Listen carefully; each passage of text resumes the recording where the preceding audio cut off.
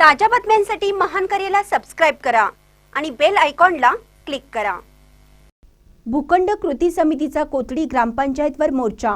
मोजणीस पैसे न देणाऱ्या लाभार्थ्यांची नावे यादीतून वगळण्याचा बैठकीत निर्णय। कोथळी तालुका शिरोळ येथील 1186 व 1213 मधील अतिक्रमण काढणं व 227 प्लॉट धारकांना प्लॉट देण्यास होणारी दिरंगाई याबाबत भूखंड बचाव कृती समितीने कोथळी ग्रामपंचायतवर मोर्चा काढला। समितीच्या मागणीनुसार सर्व विषयांवर चर्चा होऊन लवकरात लवकर भूखंड वाटप करण्यासाठी ग्रामपंचायत व समिती समन्वयातून सर्वतोपरी प्रयत्न करण्याचा निर्णय झाला।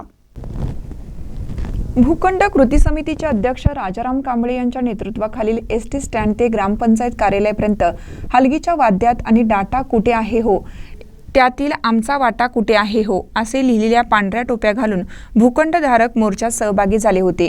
ग्रामपंचायत कार्यालयात सरपंच सुजाता बोरगावे, उपसरपंच वासंती पाटील, ग्रामपंचायत सदस्य भरतेश खवाटे, विजय खवाटे, वृषभ पाटील व कृती समितीचे अध्यक्ष राजाराम कांबळे, आदम तिवडे, कृपादान तिवडे, बापू तिवडे, झांबर भोरे, मधुकर तिवडे, मिलिंद कांबळे यांच्यासह कृती समितीतील सदस्यांची चर्चा झाली।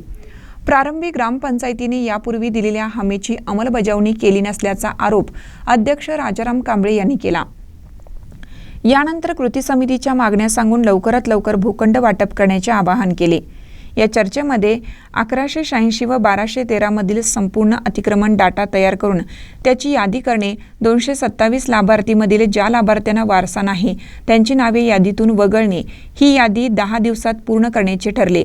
तर 227 लाभार्थ्यांच्या व्यतिरिक्त 1186 व 1213 मधील यादीतील नावे वगळणे, 1200 चौरस फूट प्रमाणे लाभार्थ्यांना भूखंड देणे, परगावच्या लाभार्थ्यांची नावे गावसभेच्या ठरावाने यादीतून वगळणे, भूखंडाच्या ठिकाणी अतिक्रमण करू नये असा डिजिटल लावणे, जे लाभार्थी मोजणीचे पैसे भरणार नाहीत त्या लाभार्थ्यांची नावे यादीतून वगळणे, 1186 मध्ये भूखंड खरेदीचा बेकायदेशीर व्यवहार झाला असेल तर तो रद्द करून दोघांच्यावर गुन्हे दाखल करणे, 1186 मध्ये यापूर्वी दिलेले असेसमेंट उतार्याच्या नोंदी गावसभेने रद्द करणे, वरिष्ठ कार्यालयाचे मार्गदर्शन घेऊन 227 लाभार्थ्यांचे असेसमेंट नोंदी करणे तसेच लाभार्थ्यांनी तात्पुरता निवारा शेड मारण्याचे ठरले।